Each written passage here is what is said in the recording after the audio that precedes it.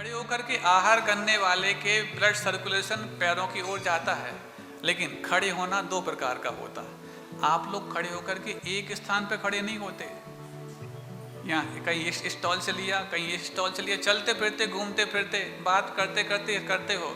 तो पहली बात तो आपका मन भी यदि बात कर रहे हो, यहाँ वहाँ देख रहे हो, तो पूरा का पूरा पाचन की ओर आपका ध्यान भी नहीं है और पाचन की ओर आपका रक्त फ्लो भी नहीं है, रक्त संचार भी नहीं है। दोनों चीज नहीं है तो एक तो मन के माध्यम से भी और दूसरा उस खून के संचार के माध्यम से भी उसको सहयोग मिलता है, जो दोनों उस समय नहीं है। साधु एक बार जो खड़े हुए, पैर जो जम गए, तो अंगद का पैर कोई उठा नहीं सकता जब तक वो खुद ना बैठ जाए। बैठने के पहले वो पैर कभी हिलेंगे ढुलेंगे भी नहीं, आगे पीछे भी होंगे नहीं, और चलेंगे फिरेंगे तो बिल्कुल नहीं।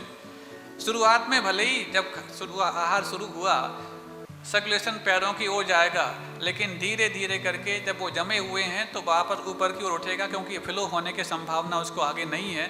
तो उठ करके आधे आहार के पहले पहले तक वो सर्कुलेशन पेट की ओर आ जाएगा।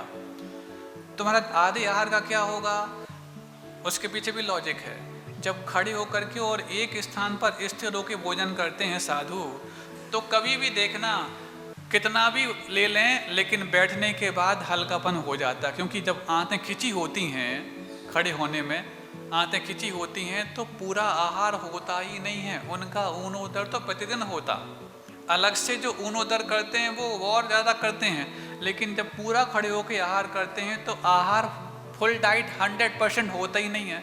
तो जितना उनके लिए ब्लड सर्कुलेशन की आवश्यकता थी उतना आधे आहार तक होने लग जाता है, और आहार आवश्यकता से कम लिया है तो उसको पचाने वो सही होगा।